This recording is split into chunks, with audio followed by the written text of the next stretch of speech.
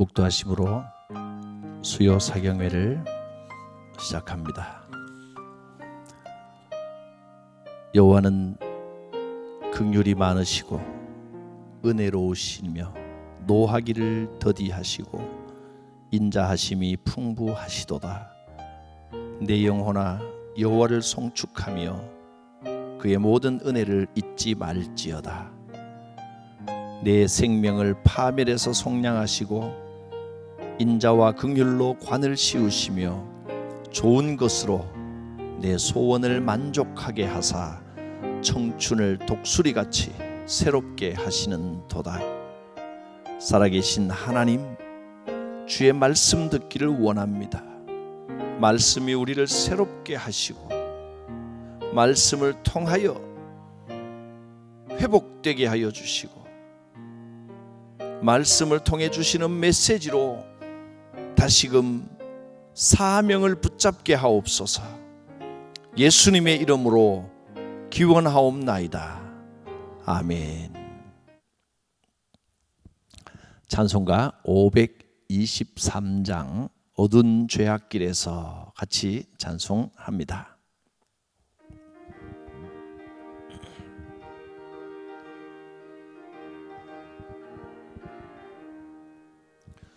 어두운 죄악길에서 목자 없는 양같이 모든 사람 길 찾아 헤맨다. 자비하신 하나님 독생자를 보내사 지금 너를 부르니 나오라. 이때라 이때라 주의 긍휼 받을 때가 이때라. 지금 주께 나와 겸손하게 따르라. 구원함을 얻으리. 험한 십자가 위에 달려 돌아가신 주 다시 살아나셨네 기쁘다. 죄인 구원하실 때 어서 주께 나와 그 신 은혜 구하라 구하라. 이때라 이때라 주의 긍휼 받을 때가 이때라. 지금 주께 나와 겸손하게 아뢰라. 구원함을 얻으리. 주의 귀한 말씀에 영원 생명이 있나니 주님 너를 용서해 주신다. 주가 부르실 때에 힘과 정성 다하여 주의 은혜 받으라 받으라. 이때라 이때라 주의 긍휼 받을 때가 이때라. 지금 주께 나와 겸손하게 아뢰라. 구원함을 얻으리.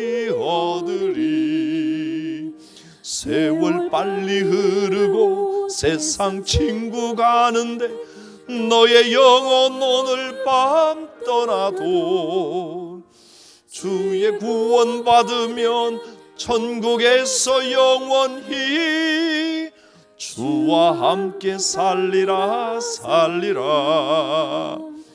이때라 이때라 주의 긍휼 받을 때가 이때라. 지금 주께 나와 겸손하게 아뢰라. 구원함을 얻으리.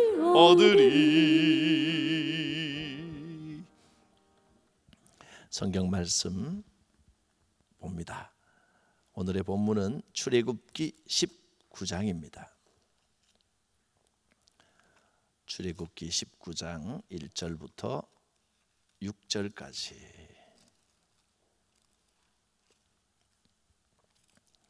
그리고 20장도 볼 텐데 먼저 19절 두 군데 좀 나누어서 봅니다. 19장 1절부터 6절까지 제가 읽겠습니다.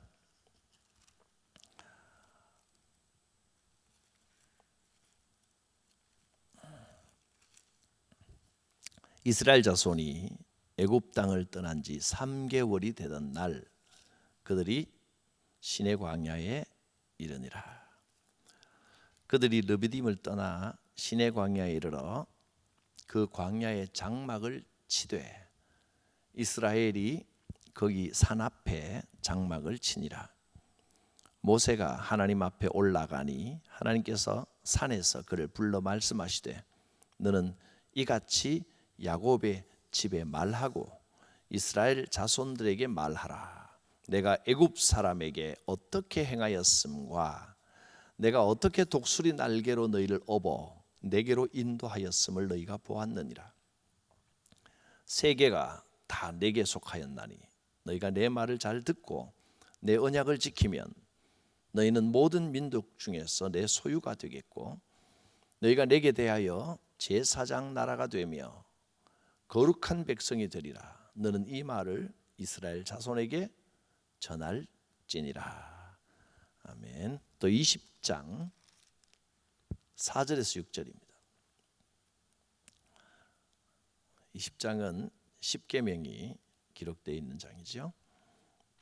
너를 위하여 새긴 우상을 만들지 말고 또 위로 하늘에 있는 것이나 아래로 땅에 있는 것이나 땅 아래 물속에 있는 것에 어떤 형상도 만들지 말며 그것들에게 절하지 말며 그것들을 섬기지 말라. 나 내 하나님 여호와는 질투하는 하나님인즉 나를 미워하는 자의 죄를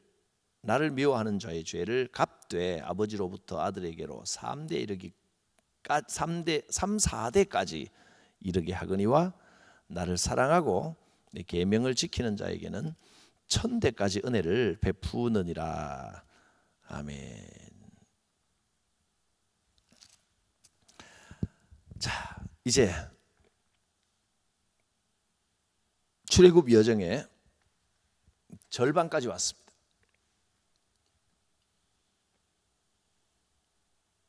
자, 요것만 기억. 이쪽이 이제 애굽이고요. 이래 쭉 내려면 이제 여기는 아프리카 대륙. 이제 이게 이집트입니다. 이집트 이렇게 있다고 생각하시고 이게 이제 시내 반도에 여기에 시내 산이 있습니다. 시나이 반도 시내 산, 그다음에 이제 여기가 이제 그러니까 시내 산 바로 옆이 시내 광야가 되겠습니다. 이스라엘 백성이 여기서 홍해를 건너서 지난 시간에 여기 땅들은 복습했으니까 오늘은 그냥 지나가겠습니다. 너무 매주 또 반복해드려도 너무 무시하는 것 같잖아. 다 아는데 뭘 또 그러실까봐. 그래도 격주로 한 번씩은 제가 다 지명을 짓겠습니다만은 이렇게 내려와서 여기 이제 신광야를 거쳐서 만나와 메추라기 경험을 한 곳이죠. 거쳐서 여기 신의 광야에 이르렀습니다. 여기에 장막을 치고 모세는 여기서 시내산 위로 올라갔습니다. 여기까지가 이제 출애굽기에 전에 말씀드렸어요. 절반입니다. 근데 출애굽기의 그죠, 분량의 절반인데 실은 이 절반이란 게 뭐냐면 여기서 이만큼 반, 나머지 여정의 반이란 뜻이 아니고 출애굽기는요. 여기서 여기까지 가는 시내산까지의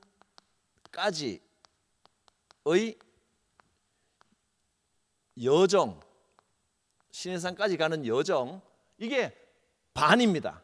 2분의 1 출애굽기 내용 중에. 그 다음에 나머지 반은 뭐예요? 여기서 일어났던 일이에요. 다 여기까지가 다 출애굽기인데 나머지는 여정을 기록한 게 아니고 십계명과 성막, 이게 나머지 2분의 1. 그러니까 이게 19장 18장까지라고 해야 될까요?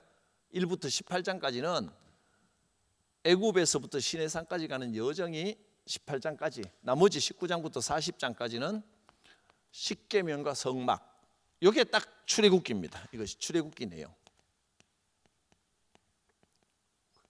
그러면 나머지 여정은 어디에 나와요?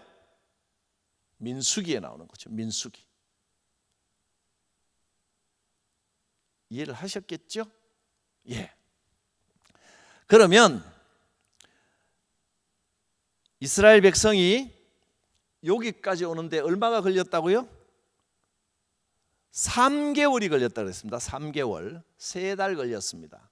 나머지는 이제 뭐 39년, 약 40년에 걸친 나머지 기간은 민수기에서 여기 다니는 이 여정이고 3개월 만에 이까지 도착을 했습니다. 그리고 모세가 산에 올라가서 하나님을 탁 만나는데 이것은 뭐냐면 사실은 출애굽 여정의 많은 부분을 진행했다기보다는 여기서부터 이제 이까지는 일단 애굽에서부터 나왔고요. 3개월 걸렸고 여기서부터가 진짜 출애굽 여정이 시작되는 겁니다. 여기까지는 서론입니다. 서론. 본격적으로 이제 광야 생활이라 광야에서 사는 게 아니니까 광야 여정이 맞겠죠. 여기도 여정이란 말을 썼으니까 광야 여정을 시작하기 위한 서론 또는 준비, 그렇지? 준비. 이제부터 여기 시내산에서 딱 채비를 갖춰서 본격적으로 이제 여기서부터 광야 생활이 시작되는 겁니다. 그 광야 생활을 여정을 시작하기 위해서 이 광야 생활, 광야의 여정과 가나안으로 들어가는 백성으로서의 채비를 단단히 해야 되는 겁니다. 채비를 하는 겁니다. 보통 긴 여행을 하려고 그러면 집에서 준비를 하죠.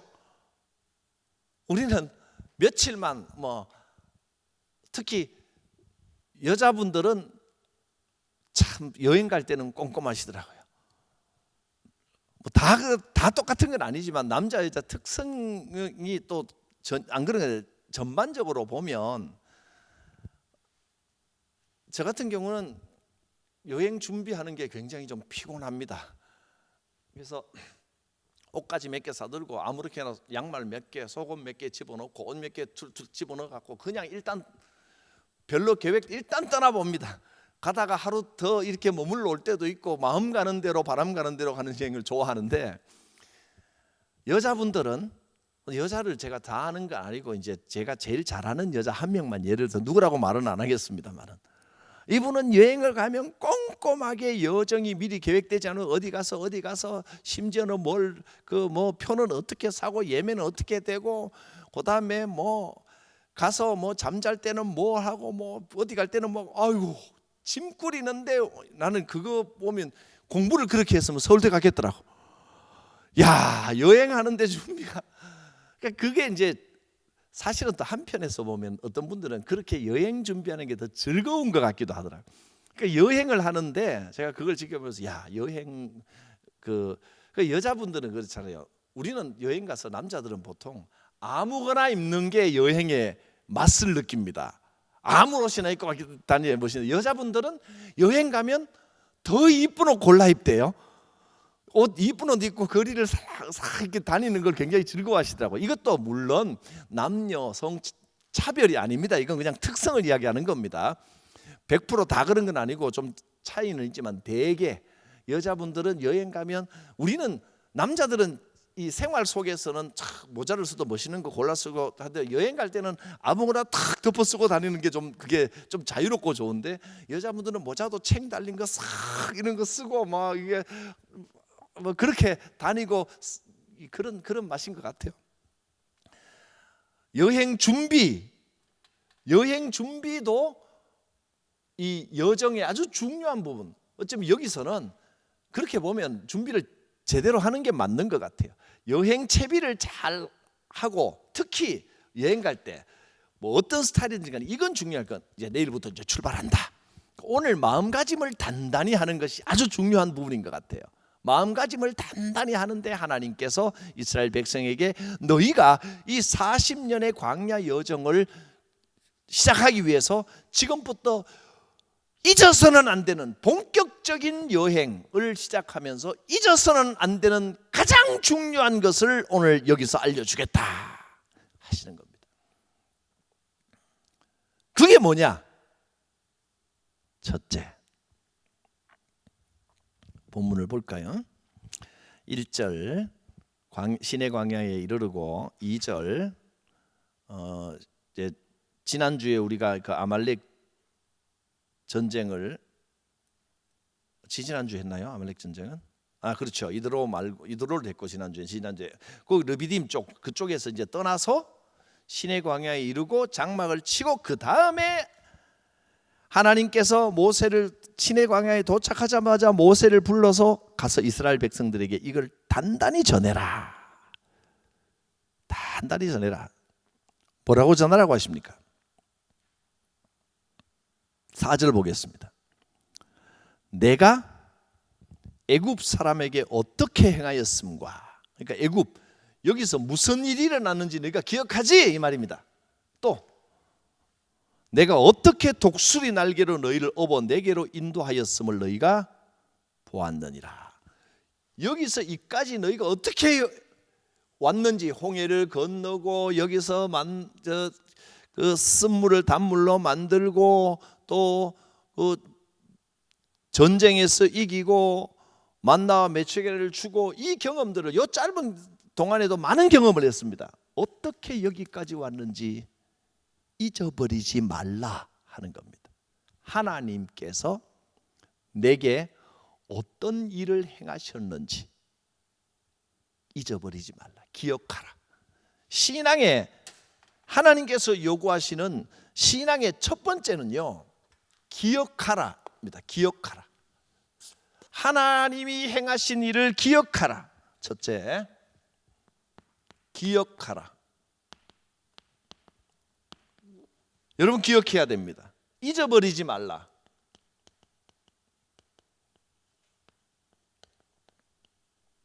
하나님이 어떤 일을 여러분에게 행하셨습니까? 여러분은 어떻게 예수 믿게 됐습니까? 이걸 잊어버리면 안 됩니다. 하나님께서 내게 행하신 일, 그걸 기억하는 것이 바로 찬양이 다른 게 아닙니다. 하나님께서 내게 행하신 일을 기억하는 것이 찬양 중에 최고의 찬양입니다. 하나님께서 내게 이 은혜를 베푸셨습니다. 이겁니다. 기도할 때 맨 처음에 시작할 때를 기도할 때 이 찬양부터 한번 시작해 보시기 바랍니다. 감동이 있습니다. 기도할 때마다 개인적으로 주님 앞에 하나님 나를 구원하셨습니다. 내가 이렇게 어려웠는데 하나님께 나를 이렇게 인도하셔서 누구를 만나게 하셔서 나를 교회로 인도하시고 이렇게 감동 있게 하시고 신앙생활을 하게 하시고 하나님 이렇게 하셨습니다. 이게 찬양입니다. 이스라엘 백성들의 찬양의 첫 번째가 하나님께서 하신 일을 기억하고 하나님께서 하신 일을 말하는 겁니다. 홍해를 가르시고 말탄 자를 애굽의 말탄 자들을 거기에 빠뜨리셨느니라. 이 하나님 하신 일을 말하는 그게 찬양입니다. 하나님께서 내게 행하신 일을 기억하는 것만큼 중요한 일은 없습니다. 그게 가장 중요합니다. 우리는 잘 잊어버립니다. 세상에 끌려다니며 살지 마시기 바랍니다. 그리스도인은 세상에 끌려다니고 시간에 끌려다니는 사람들이 아닙니다. 열심히 사는 것도 중요하지만 저 사람은 참 예수 믿는 사람이기 때문에 성실하다, 열심히 산다, 중요하죠. 그러나 그보다 더 중요한 일은 방향을 잘 잡아야 됩니다. 하나님께서 내게 어떻게 하셨는가, 하나님이 어떤 분이신가, 그 은혜와 그 감격을 잃어버리면 안 됩니다. 그게 살아있는 것이 신앙입니다. 은혜를 잊어버리면요, 감격이 식어버리면 세상 사람과 다를 게 뭐 있습니까? 처음 하나님을 만났을 때 처음 예수 그리스도를 영접했던 그 임재 체험을 잊어버리면 안 됩니다. 항상 우리가 감정적으로 막 이만큼 돼가지고 오 그러면서 다닐 수는 없습니다. 그러나 기억해야 됩니다. 감정은 왔다 갔다 하지만 기억은 왔다 갔다 하는 게 아닙니다. 항상 기억해야 됩니다. 하나님께서 이런 분입니다. 내 감정이 어떻든지 간에 사람 감정은 항상 오르락내리락 하지만 하나님께서 내 주인이 되시고 하나님께서 내 삶을 인도하고 계시다는 사실만큼은 언제나 잊어버리지 않는 겁니다. 잊어버리지 말라. 기억하라. 이것이 하나님이 요구하시는 첫 번째입니다. 자, 두 번째.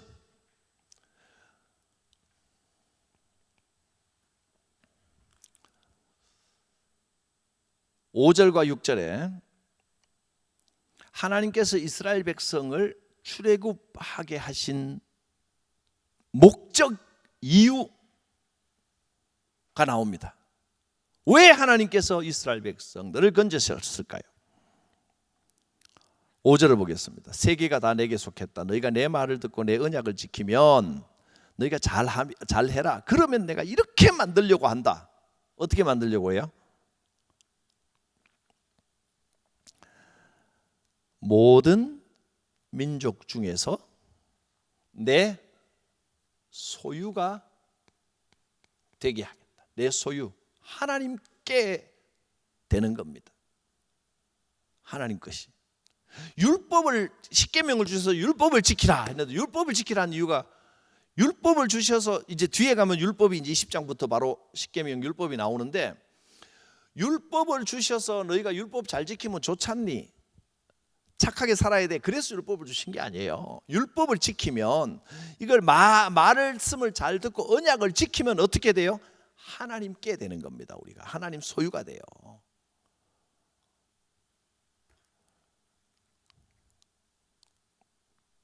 하나님 것. 원래 온 세상이 하나님 건데 이 세상이 하나님을 반역하고 떠나갔어요. 그러나 우리가 제자리를 찾아가야 됩니다. 어떻게? 하나님은 언약을 말씀을 잘 듣고 언약을 지키면 하나님 것이 되는 겁니다. 하나님께 되면 그게 복 중에 최고의 복입니다. 나는 하나님 겁니다. 하나님의 뜻대로 살아가는 하나님의 자녀입니다. 하나님께서 우리를 하나님의 소유로 삼으십니다. 또 6절을 보면 너희가 내게 대하여 또 뭐가 된다고요? 제사장 나라가 되게 하며. 하나님께 되는 데서 끝나지 않고 제사장 나라가 된다 그랬어요. 제사장 나라는 어떤 나라가 제사장 나라입니까? 제사장이라고 하는 것은 하나님과 인간 사이에 중보가 되는 것이 이게 제사장의 역할 중에 제일 큰 역할이에요. 제사장 제사 드리는 인간이 바친 정성과 헌물을 하나님께 올려드리는 게 제사장입니다. 그러니까 제사장은 통로가 되는 겁니다. 인간이 하나님께 올려드리는 정성과 헌물과 예배를 하나님께 보내드리고 하나님께서 내려주시는 축복과 은혜를 사람들에게 보내주는 중보, 통로가 되는 역할이 제사장입니다. 사람이요, 제사장 나라가 되면 하나님의 소유가 되면 당연히 마음이 편하겠죠. 하나님이 내 주인이십니다. 이 평강이 임하는 겁니다. 평강이.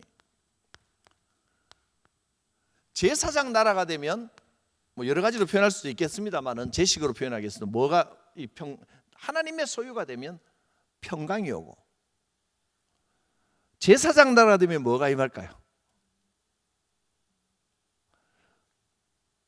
통로가 되면요, 이게 무슨 말이냐면 다른 사람을 위해 사는 겁니다.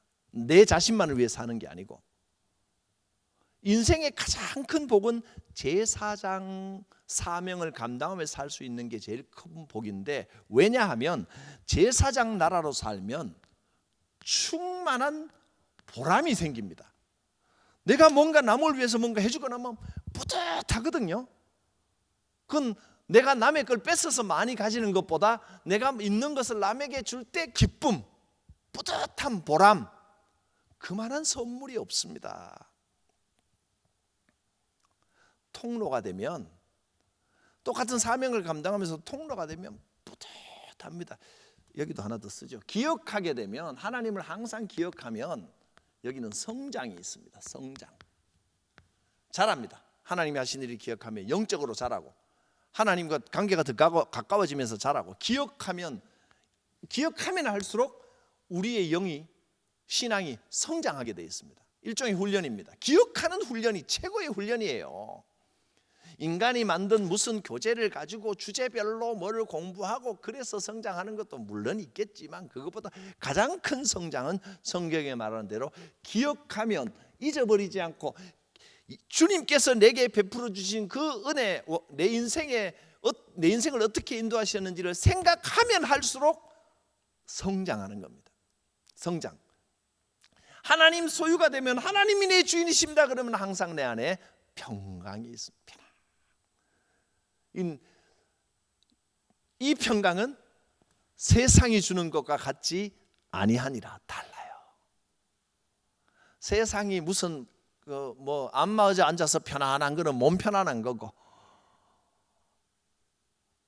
이 평강은 환난풍파 폭풍 속에서도 흔들리지 않는 평강, 편안함. 하나님이 함께 하시면 그렇습니다. 요나가 하나님의 낯을 피하여 다시스로 도망갈 때는 뱀이 창에 숨어가지고, 그 큰 배를 타고 가면서도 뱀이 창에 숨어서, 그러니까 쫓아오는 사람이 없어도 불안하고 두려운 겁니다. 평강이 없는 겁니다. 하나님의 낯을 피하여 도망해버리면. 근데 결국은 파도와 이걸 풍랑이 쳐서 여차저차해서 뱃사람들이 요나를 바다에 던지죠. 그래서 큰 고기가 와서 물고기가 삼켜가 물고기 뱃속에 들어가서 그 캄캄하고 축축하고 눅눅하고 가끔 물이 확 쏟아져 들어오고 곧 내가 어떻게 될지도 모르는, 거기에서 3일 밤낮을 거기에 있으면서 무릎 꿇고 기도하는데, 그 기도가 얼마나 평안한지 이제야 주님을 바라봅니다. 하나님의 낯을 피하여 도망가면, 하나님을 외면하면 평강이 없습니다. 상황이 어떻든지 간에. 그러나 주님께서 내 주인 되시면 어떤 상황 속에서도 세상이 줄 수 없는 평강이 함께하는 겁니다. 하나님 소유가 되는 겁니다. 제사장 나라가 되면 정말 이 보람으로, 기쁨으로 충만한 삶을 삽니다. 뿌듯합니다. 내가 전도하여 한 영혼을 구원했을 때 그가 쭉쭉 성장하여 잘 커가는 모습을 보면 얼마나 뿌듯하고 보람이 느껴요. 이 세상에서 받을 수 있는 가장 큰 선물은 보람입니다. 보람된 삶을 사시길 바랍니다. 이게 사실은 이게 이제 보람은 너무 세상적인 용어가 아닙니까? 세상적인 용어 맞지만 이게 사명에서, 사명 감당할 때 오는 보람이거든요.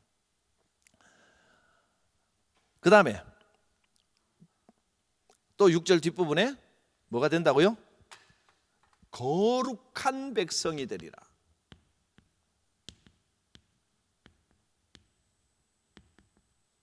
이게 지금 광야 여정을 하면서 반드시 기억해야 될 것들을 나열하고 있는 겁니다. 거룩한 백성. 거룩한 백성은 어떤 백성이 거룩한 백성입니까? 거룩이라고 하는 게, 거룩이라고 하는 말은 윤리적인 이야기가 아니에요. 거룩은 내가 뭐 세상을 멀리하고 내가 뭐 깨끗하게 나를 착하게 잘 살고 이렇게, 이게 거룩이 아니라, 물론 뭐 윤리적인 개념하고 통할 수는 있겠지만 원래 윤리에서 출발한 개념은 아닙니다. 거룩이란 말은, 원래 거룩이란 말은 인간이, 야, 저 사람 참 거룩한 분이다, 인간에게 쓸 수 없는 말입니다. 그러니까 거룩이란 말은 하나님과 연관된 단어입니다. 하나님께 제사하는 장소를 뭐라고 불러요? 성소, 거룩한 장소라는 뜻입니다. 또 주일을, 하나님께 예배하는 날을 성일, 거룩한 날이라는 뜻이잖아요. 하나님께 드려진 물건 성물, 이 성자는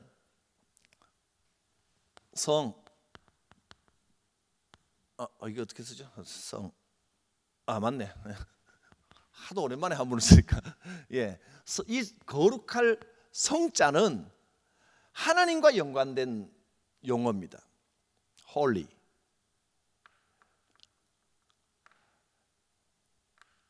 그러니까 거룩한 사람이 된다는 것은 하나님과 가까이 있는 사람이 됐다는 뜻이에요. 인간 자체가 뭘 잘해서 거룩해 하다가 아니고 하나님과 가까워진다, 이런 의미입니다.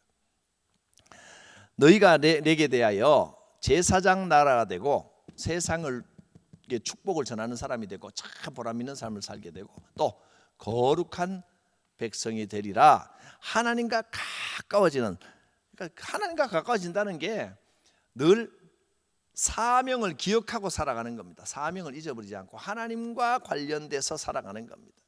내가 내 것을 추구하며 사는 게 아니라 하나님이 내 삶에 뭘 원하시는가를 생각하며 살아가는 삶을 살면 거룩한 삶이 되는 겁니다. 하나님과 늘 가까이 지내면, 거룩하게 지내면, 하나님과 연관된 삶을 살면 또 어떤 뭐라 그럴까요? 효과, 어떤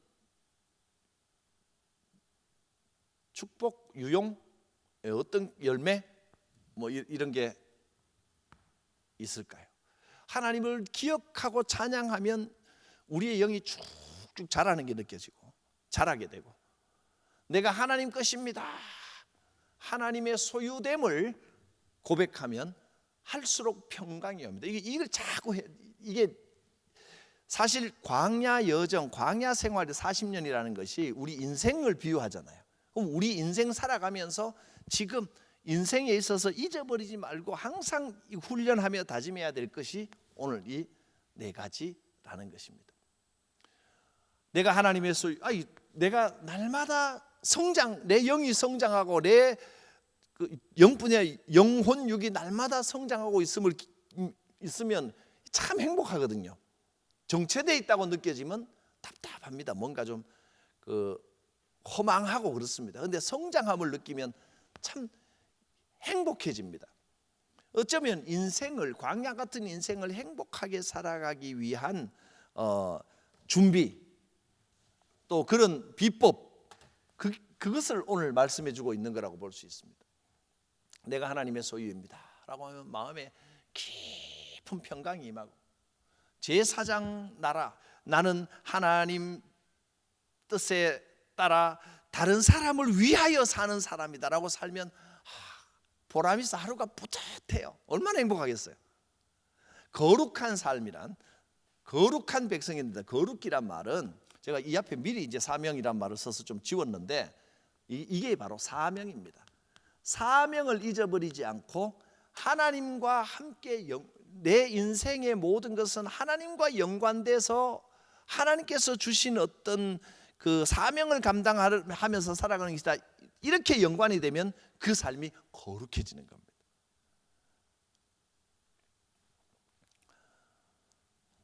이 네 가지가 광야 같은 인생, 행복하게 의미 있게 잘 사는 비결입니다. 자, 마지막으로 한 가지, 이제 20장 5절, 20장 4절 5절 6절 읽었는데요.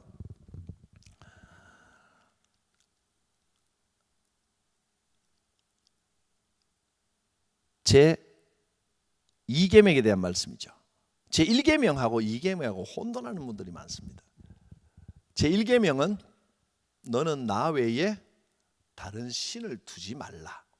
그러니까 바알 신도 섬기면 안 되고 하나님 외에 다른 종류의 다른 이름을 가진 다른 신을, 하나님 외에 다른 신을 섬기면 안 된다는 것이고요.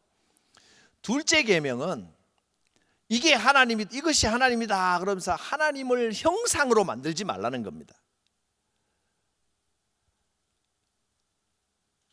어떤 것으로도, 하늘 위에 거든 하늘 밑에 거든 어떤 재료들이든지 간에 물속에 있는 것이라도 어떤 형상이라도 만들지 말고, 나는 형상의 하나님이 아니야, 나를 어떤 형상으로 만들어 놓고 이것이 하나님이다라고 하면서 여호와 하나님 하고 거기다 절하면 안 된다는 겁니다. 어떤 형상도 만들지 말라는 겁니다. 우리가 그래서 이 강대상 자체가 형상 하나님이다라고 생각하면 안 되고, 십자가를 걸어놓고 저 십자가가 하나님이다 생각하면 안 된다는 거예요. 그 이계명을 어기는 거예요. 어떤 경우도 형상에 집착하지 말라는 겁니다. 그렇게 하면 하나님은 질투하신다는 거예요. 우리는 하나님을 섬긴다고 하면서 자꾸 어떤 형상에 집착하고 그러면 하나님께서는 그런 걸 굉장히 미워하시고 질투를 하시는데, 사실 질투 같으면 제가 보기에는 논리상 질투하려면 1계명에다 질투를 넣어야 될 것 같아요. 너는 나 외에 다른 신을 섬기지 말라. 딴 신을 섬기면 나 질투한다, 이래야 될 것 같은데, 너는 형상을 만들지 마. 내 형상을 이 땅에다 만들어버리면 난 질투해. 하나님 그 질투하시는 거예요. 하나님이 이 땅에 속한 하나님이 아니란 말이에요. 그런데 사람은 자꾸 어떤 형상화 하려고 어디다가 하나님 신앙의 의미를 자꾸 거기다 두려고 합니다. 하나님은 그런 하나님이 아닙니다. 그러니까 영적인 전투, 신앙의 싸움의 한 부분은 하나님을 형상화하지 않는 거, 이거 아주 힘들고 큰 싸움입니다. 왜냐하면 뭐 하나 딱 정해버리면 쉽거든요. 왜냐하면 이런 거 있잖아요. 하루에 시간 정해놓고 하루에 한 3번 내지 5번씩 무조건 하나님 앞에 절만 하면 된다, 마음이 어떻든. 그러면 내 마음이 콩밭에 가 있든 어디 가든 그 시간에 절만 하면 되는 거예요. 우상들은 대부분 그걸 요구합니다. 형상, 물건만 형상이 아니라 형식도 형상인데 정해진 뭐만. 하나님은 근데 우리의 마음을 원하십니다. 그 유교 전통 제례의 그 제사는요, 어떤 생각으로 가든지 어쨌든 가서 절하는 게 더 중요하잖아요. 우리 하나님은 그런 걸 원하시죠. 이사야서 1장 보면 오지 마라, 그런 마음 갖고 오려거든 오지 마라. 성전 마당만 밟으면 뭐 하느냐, 다 헛된 것이고 가증스럽다. 정반대로 말씀하시는 거예요. 하나님은 살아계신 하나님이시기 때문에 형식의 하나님이 아니고 물질의 하나님이 아니고 이 땅의 것의 하나님이 아니시기 때문에, 하나님은 뭘 원하시느냐? 기억하라. 하나님이 어떤 분이신지 우리가 아는 것을 원하시는 겁니다. 그러니까 이건 우리가 하나님을 알고 하나님을 기억하고 나는 하나님 겁니다, 이건 관계성을 강조하시는 거예요. 관계성, 하나님과 우리의 관계성을 하나님은 요구하시는 겁니다. 1계명, 2계명은 다 하나님의 1계명, 2계명, 3계명까지가 다, 3계명은 하나님 이름을 망령되이 부르지 말라. 이건 다 관계성에 대한 이야기예요. 관계성. 하나님께서는 우리와 바른 관계를 맺고 싶어 하시는 거예요. 하나님과 관계가 똑바로 정돈이 되면 우리 인생이 축복의 문이 활짝 열린 겁니다. 그건 세상적으로 많이 가지고 안 가지고, 명예가 있고 없고와의 관계없어요. 그거 관계가 아니에요. 있을 수도 있고 없을 수 있는데, 그거는 세상 것을 많이 가져야만 행복하겠습니까? 그렇다면 그 세상 것이 이미 하나님이 되어 있는 거예요. 그게 아니고 하나님은, 여러분, 진정한 인생의 의미와 행복은 그런 데 있는 게 아니에요. 어디에 있는 거예요? 인생을 정말 복되게 사는 게 뭐냐, 이거 못하면 나중에 다 허망해집니다. 허무해요, 사람은. 근데 알차고 보람있고 복된 삶을 살려면 뭘 해야 되느냐? 그게 이겁니다. 하나님과의 관계성이 올바로 형성이 되면 이 세상 조건이 어떤 걸 있고 없고를 떠나서 이 관계성이 올바로 되면 행복한 겁니다. 광야에서도 매일매일 먹을 걸 내려주시면 행복한, 뭐 그래 그 먹을 것 때문에 고민할 필요가 있겠어요? 하나님 그렇게 다 다른 거 신경 쓰지 말고 이것만 잘 형성되면 다 해주겠다니까요. 광야에서 인도를 다 해주셨어요. 자, 다시 한번 살펴보겠습니다. 첫째, 기억하라. 하나님이 하신 일을 잊어버리지 말라. 여러분에게 어떻게 하셨냐, 하나님 내게 어떻게 하셨냐, 그거 기억하라. 그러면 신앙적으로 영적으로 성장하게 되어 있습니다. 두 번째는 나는 하나님 것입니다. 이걸 늘 고백하시기 바랍니다. 그러면 평강이 옵니다. 세 번째, 제사장 나라. 하나님 뜻대로 나는 축복의 통로가 되겠다. 그래서 할 수 있는 대로 다른 분에게 축복하는 기도도 해주고 물건도 나눠주고 퍼주고 베풀어 보세요. 인생의 보람이 충만해집니다. 뺏는 것보다는 주는 사람이 훨씬 행복. 제일 불행한 건 남의 거 뺏는 사람이고요. 제일 불행한 것은 맨날 뺏기는 사람이거든. 그 다음은 뺏는 사람이고, 그 다음 좀 덜 불행한, 그보다 더 행복한 사람은 받는 사람이고, 제일 행복한 사람은 줄 수 있고 주는 사람이 제일 행복한 겁니다. 이해가 가십니까? 줄 수 있고 남에게 주는 사람이 제일 행복하고, 그 다음에는 받는 사람이 행복하고, 그 다음에는 뺏는 놈도, 그 다음에는 맨날 뺏기는 사람은 괴롭겠지요. 여러분, 뺏지도 말고 그냥 받기만 하지 말고 줌으로써, 나눠줌으로써 이 보람을 느끼는 삶을 사시기를 바랍니다. 내가 남에게 막 나눠주고 하나님은 또 그만큼 나에게 배로 채워주시고 또 나눠주고 또 채워주시고, 얼마나 행복하고 보람됩니까? 줘보면, 진심으로 뭔가를 베풀어 보면 거기서 오는 보람은요, 받는 것보다 훨씬 큽니다. 그리고 거룩한 백성, 사명을 생각하며 살라는 겁니다. 나는 내가 이 땅에서 사는 것은 그냥 내 혼자 사는 것이 아니라 하나님께서 보내서 사신 것입니다. 하나님과 관련된 삶을 살면 복되다. 이것이 하나님과의 관계성입니다. 하나님께서 광야 생활하기 전에 이 관계성을 분명하게 하신 것입니다. 1계명, 2계명, 3계명이다. 하나님과의 관계성에 대한 말씀이십니다. 나 외에 다른 신을 섬기지 말라. 이 땅의 것에 매몰되지 말라. 그러면 내가 질투한다. 하나님을 생각해야지. 이 땅의 물질계에 있는 것에 자꾸 얽매이고 이게 하나님이다, 저게 하나님이다. 사실 이 땅의 것을 하나님이다 라고 말할 때, 예를 들면 돈을 하나님이다 라고 말해보면 돈에 얽매일 수밖에 없거든요. 어떤 물건을, 형상을 만들어 놓고 저게 하나님이다 그러면 그 형상에 얽매일 수밖에 없는 겁니다. 하나님 그건 너무 싫어하십니다. 하나님, 그리고 하나님이 누구신지, 하나님의 이름을 함부로 망령되이 부르지 말고 하나님을 존중하며 그 이름을 귀하게 여기면 그게 하나님과의 올바른 관계가 형성이 되는 것입니다. 복된 삶을 사시기를 바랍니다. 성경의 복된 삶의 비결이 이렇게 명확하게 나와 있습니다. 우리는 하나님을 기억합니다. 내가 하나님의 소유라는 것을 항상 고백합니다. 하나님께서 베푸시는 축복의 통로가 되는 제사장 나라의 삶을 살게 하옵소서. 사명을 늘 기억하는 거룩한 백성으로 살게 하옵소서. 기도하겠습니다. 거룩하신 하나님,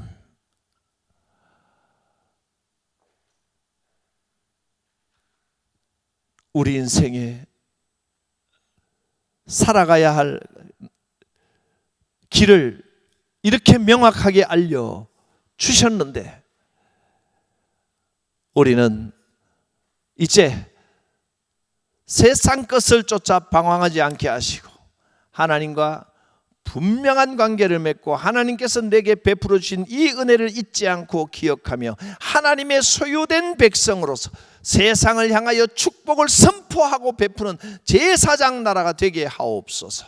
나의 일생이 주님 사명 통하여 거룩한 백성으로서 이 사명을 잊지 않게 하여 주시옵소서. 감사합니다. 말씀대로 살 때 복 주실 줄 믿습니다. 인도하여 주실 줄 믿습니다. 주님 말씀대로 살아갈 때 모든 문제가 해결되고 가장 복되고 가장 최고의 길이, 인생 길이 열려지게 될 줄 믿습니다. 예수님의 이름으로 기도드립니다. 아멘. 찬송가 270장 찬송합니다.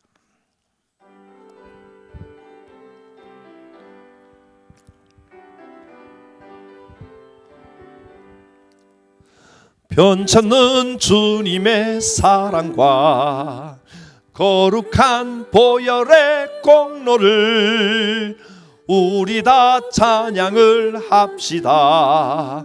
주님을 만나볼 때까지 예수는 우리를 깨끗게 하시는 주시니 그의 피 우리를 눈보다 더 희게 하셨네.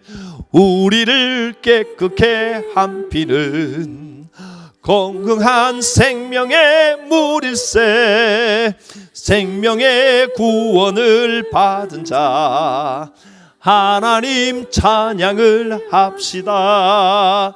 예수는 우리를 깨끗게 하시는 주시니 그의 피 우리를 눈보다 더 희게 하셨네.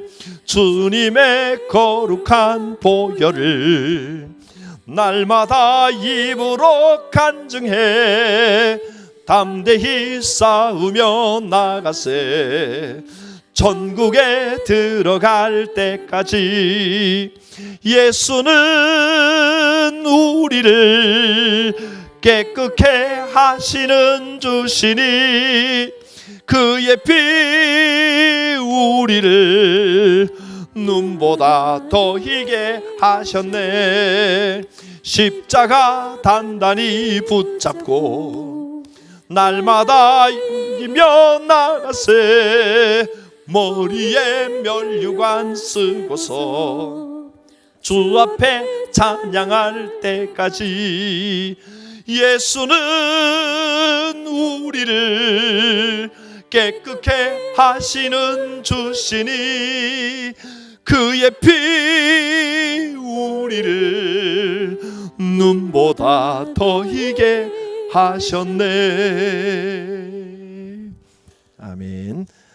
우리 잠시 함께 묵상으로 기도드리겠습니다. 무엇보다 이 코로나19 바이러스의 난국을 잘 이겨내게 하시고 이 어려움을 통하여 또 더 깊은 깨달음과 은혜가 있게 하옵소서. 어려움과 고통받는 이들에게 함께 하시고 경제적인 압박과 어려움 때문에 고민하고 두려움과 염려에 쌓여 있는 이에게 하나님의 은혜와 소망과 자유를 베풀어 주옵소서. 기도드립니다. 주여 아버지 은총을 인도하여 주시옵소서. 우리 안에 하나님의 제가 들으신 것 주여 쌓여 주시옵소서. 불쌍히 여기소서. 주여 긍휼을 베푸시고 불쌍히 여기시옵소서. 저희들에게 함께 해 주시기를 원합니다. 하나님의 지혜하시는 크신 아버지 붙들어 주시옵소서. 주여 우리에게 주신 이 사명을 따라 아버지 위하여 기도하며 충고하며 성령 역사 있게 하시고 아버지 이 바이러스가 곧 물러가고 아버지 회복되는 역사가 나타나게 주시옵소서. 소망을 더하여 주시옵소서. 아버지여 이 길을 통해 교회가 더욱 세상에 빛과 소금이 되는 역할을 감당할 수 있게 하여 주시옵소서. 오 주여 이것이고 붙들어 주시옵소서.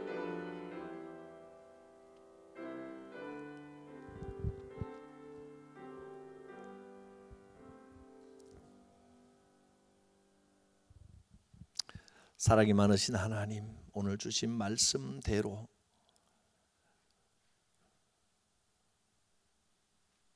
주님과의 온전한 관계성을 가지고 세상에 소금과 빛이 되는 삶을 살게 하옵소서.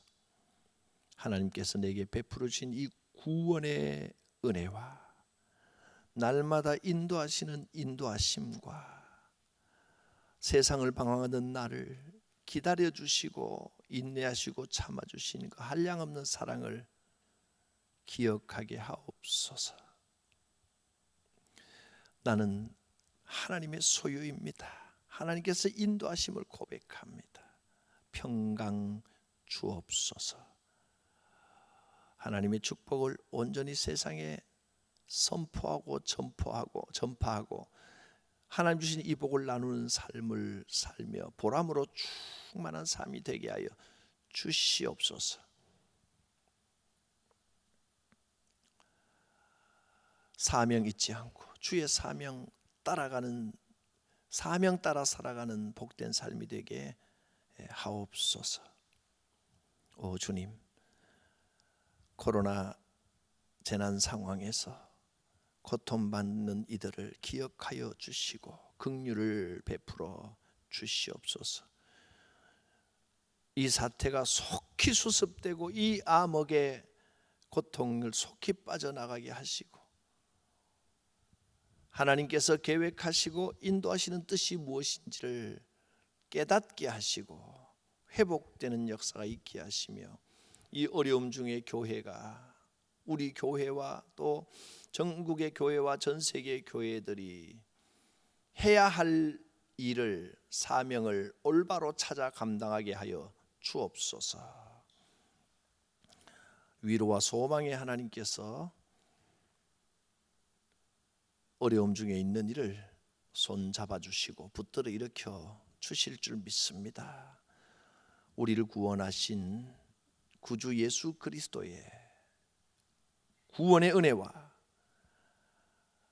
우리를 사랑하시고 기다려 주시고 인도하시는 하나님의 크신 무한하신 사랑과 성령님의 감동 감화 충만하신 역사가 사랑하는 성도들 이 영상을 통하여 이 사경회를 함께하고 있는 모든 이들 머리 위에 가정 위에 생업과 일터 또 교회 위에 충만하게 함께하옵시기를 축원하옵나이다. 아멘.